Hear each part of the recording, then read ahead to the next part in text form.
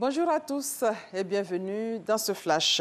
Après sa rencontre avec Emmanuel Macron dimanche 11 juin et sa visite à Berlin, le président Alassane Ouattara était à Strasbourg hier. Le chef de l'État a été invité à s'adresser aux députés européens dans l'hémicycle de Strasbourg. L'occasion pour lui de revenir sur un sujet qui préoccupe aussi bien les dirigeants africains qu'européens, l'émigration massive des Africains. Le chef de l'État, Alassane Ouattara, a aussi rassuré les parlementaires européens de sa volonté de lutter contre le changement climatique et le terrorisme.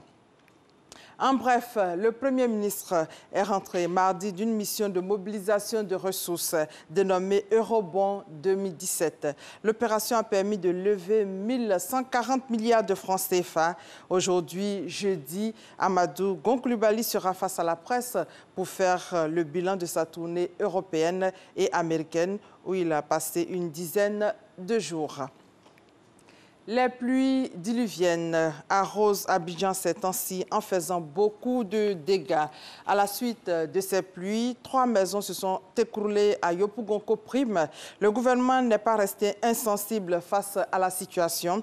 Hier, des membres du gouvernement sont allés sur place pour apporter leur soutien aux familles sinistrées. Ce matin encore, le temps est maussade. La pluie va peut-être tomber.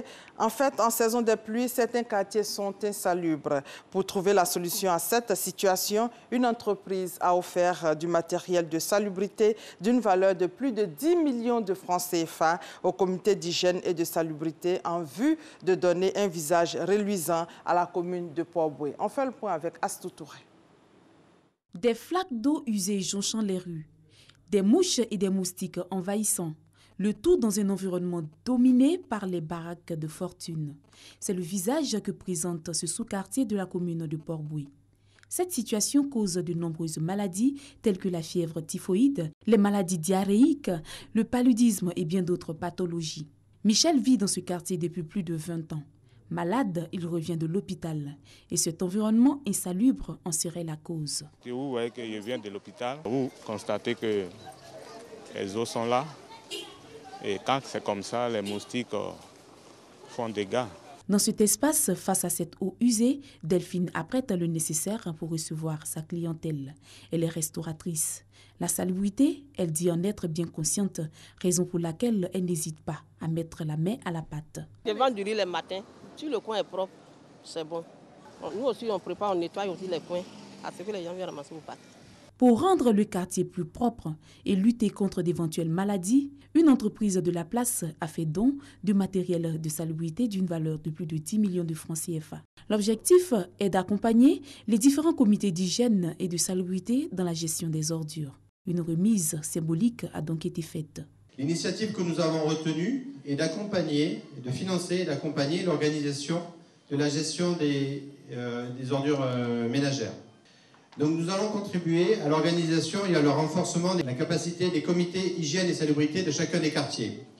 Équiper ces comités en bacs à ordures, en brouettes, en râteaux, en pelles, mais aussi en tricycle, pour permettre d'évacuer ces ordures. Une initiative encouragée par Anne-Désirée Ouloto, ministre de la Salubrité, de l'Environnement et du Développement durable. La saleté, c'est la mort.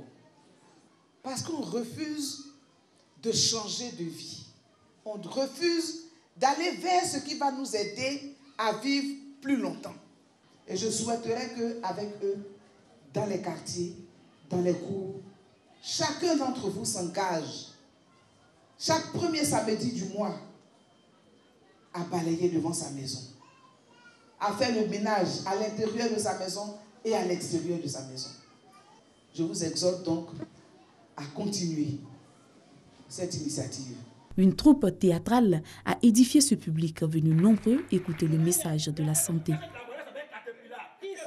À l'étranger, 12 personnes ont trouvé la mort dans l'incendie qui a ravagé une tour d'habitation de 24 étages dans l'ouest de Londres. Hier, selon un nouveau bilan toujours provisoire, plus de 200 pompiers et une quarantaine de camions d'intervention ont été mobilisés pendant plusieurs heures pour combattre le sinistre. La cause de l'incendie n'a pas été déterminée, mais la colère ne cesse de gronder.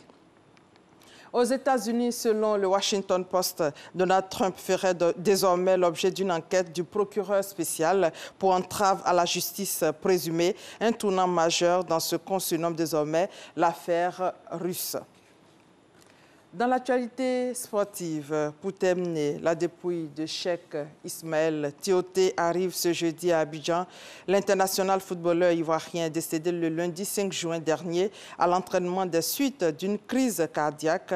Un dernier hommage lui a été rendu mardi lors d'un service funèbre sur place à Pékin. Voilà, et c'est la fin de ce flash. On se retrouve à 13h.